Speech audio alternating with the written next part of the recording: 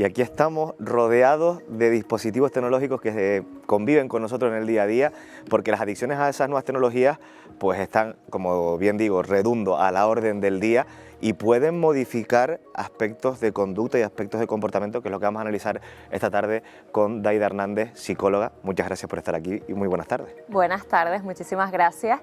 Desde luego que tenemos que decir que las nuevas tecnologías no son malas. El problema viene con el uso que nosotros hacemos de ellas, y hoy vamos a hablar de muchas cosas muy interesantes, y es por qué surge esto, por qué podemos tener una adicción, qué características se van dando y sobre todo lo más importante, qué podemos hacer una vez que detectamos que ya hay una adicción. Bueno, pues vamos a enseñar hoy cómo utilizar bien pues, un teléfono móvil, una tablet, un portátil, pero primero, antes de meternos como siempre en materia, vamos a salir a la calle para preguntar a los canarios qué uso hacen de estas nuevas tecnologías. Pues como he dicho, un equipo de este programa ha salido para buscar respuestas y esto es lo que los canarios nos han contado. Que yo uso la tecnología más a menudo para redes sociales, básicamente, buscar información y temas de trabajo. Para chatear, hablar por Instagram y todas estas cosas, para comunicarme principalmente.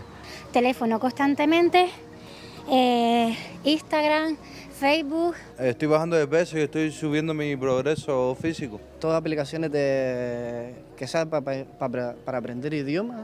Lo básico, el móvil, la tele y poco más, la verdad. Bueno, al final, algo que tienen todos en común, 100 de 100, 100%, todos utilizan dispositivos tecnológicos. Sí, hoy en día es muy difícil, creo, la persona que no tiene un móvil o que no tiene una tablet y que no lo usa sobre todo en su día a día. Fíjate que algunas de las personas comentaban sobre todo que lo utilizan mucho para redes sociales, ¿no? Y esto es un cambio que hemos tenido desde hace relativamente poco tiempo, pero todavía no somos conscientes del alcance de este uso. Y esto es lo que vamos a comentar hoy para que, bueno, lo que no conocemos no lo podemos cambiar, para que podamos usarlos de forma que no nos perjudique. Bueno, pues como decíamos, yo tengo aquí mi móvil, tengo mi tablet, Daida tiene ahí su móvil, tiene su tablet, hay un portátil. ¿Cuál sería la definición exacta de que el uso de estos dispositivos pasan de ser un hábito saludable, un hábito que no tiene peligro, a una adicción? ¿Qué es una adicción a las nuevas tecnologías, Daida? Pues tienes que tener en cuenta que hay un pequeño clic, hay un pequeño cambio que sobre todo tiene que ver con esa dependencia, ¿no? Esa dependencia de no solo voy a acceder a esas nuevas tecnologías cuando quiero consultar algo, cuando a veces estoy aburrido y quiero ver algo, sino que además, cuando una vez que ya accedo a ellas, el hecho de no poder tener ese alcance y ese acceso me va a generar ansiedad o va a hacer que cambie determinadas rutinas. En definitiva, me va a generar malestar, cosa que si no tengo una adicción, lo más probable es que haya una incomodidad porque disfruto haciéndolo, pero hasta ahí pues conlleva este límite, ¿no? La necesidad imperiosa de poder tener acceso a esas nuevas tecnologías. Hablábamos al comienzo de que hay diferentes variables. ¿Cuáles son las más importantes a tener en cuenta dentro de las adicciones tecnológicas? Tenemos muchos tipos de adicciones a las nuevas tecnologías. Los más comunes tienen que ver con el acceso a Internet, ¿sí? Dentro de lo que es el acceso a Internet, pues búsqueda excesiva de información, cibersexo, ciberpornografía, entre otras muchas. Al teléfono móvil que comentábamos antes, esta es muy común. A los videojuegos, también, sobre todo en jóvenes, vemos que cada vez es más. Juego online, apuestas deportivas, póker online y todos estos dispositivos que podemos acceder ya de forma online y antes únicamente podía ser de forma física. Y pues lo que comentaba la gente en sus casas, las redes sociales, Instagram, Facebook, TikTok y todas estas redes que podemos acceder en diferentes dispositivos. Seguramente que abordaremos esto más adelante en mayor profundidad, pero me veo la obligación de preguntarte, hablamos de que una de esas variables es la del acceso a la pornografía y al cibersexo, cada vez a edades más tempranas. Esto es muy peligroso, Daida. Esto no solo es peligroso, sino que además es preocupante. Por un lado, se está viendo que los jóvenes, vamos a decir jóvenes, que yo diría niños directamente, estamos viendo que el acceso a la pornografía está siendo a partir de los 8 años y sabemos que el cerebro todavía no está preparado para entender todas esas imágenes y para entender qué significa.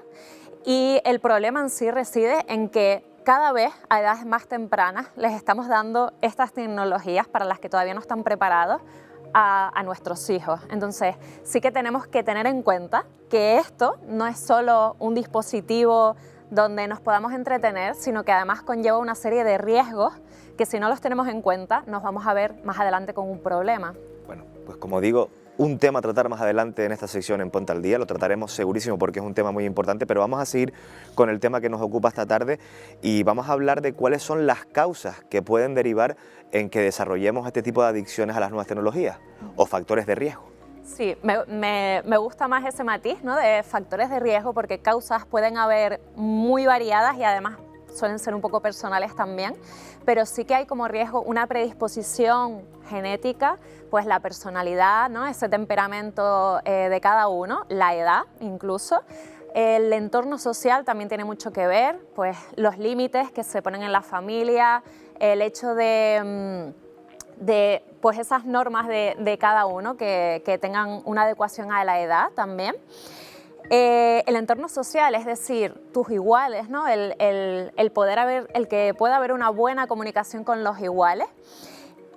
Aquí poníamos el tema de la autoestima y no solo es que pueda ser un factor de riesgo, sino que también puede ser una consecuencia. Una vez que ya tenemos una adicción, es una de las cosas que vemos que la persona pues, empieza a ver tocada, ¿no?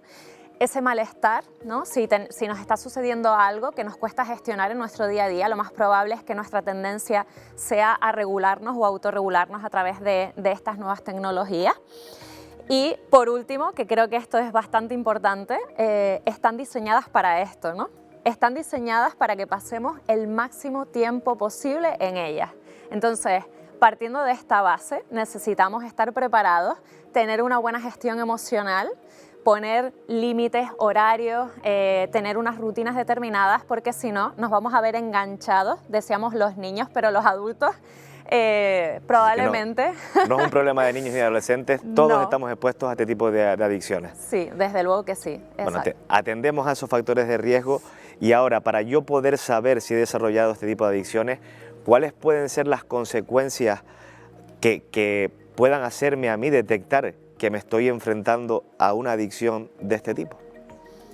Lo primero es que vamos a notar cambios en nuestras rutinas, vamos a cosas que de repente antes pues nos hacían disfrutar, de repente sentimos que ya no conectamos con esto, ¿no? Entonces el darnos cuenta de estos pequeños detalles es importante, cada vez vamos a tener accesos más frecuentes, esa sensación de estoy mirando pero a lo mejor no estoy buscando nada, sino es como ese impulso de mirar a ver si tengo un mensaje o simplemente buscar por buscar pues en internet. Es como que hay algo dentro de nosotros que nos impulsa a acceder a ello. Eso me pasa mucho a mí, ¿eh? Sí, yo creo que hay un punto en el que esto nos pasa un poquito a todos. A todos. Pero quizás la diferencia entre tener una adicción o no es que el no hacerlo no solo te va a generar incomodidad, sino que el malestar va a ser tan grande, que vas a tener tanta ansiedad, que no vas a poder evitar tener el contacto con ese dispositivo y por ende con esa tecnología, ¿no?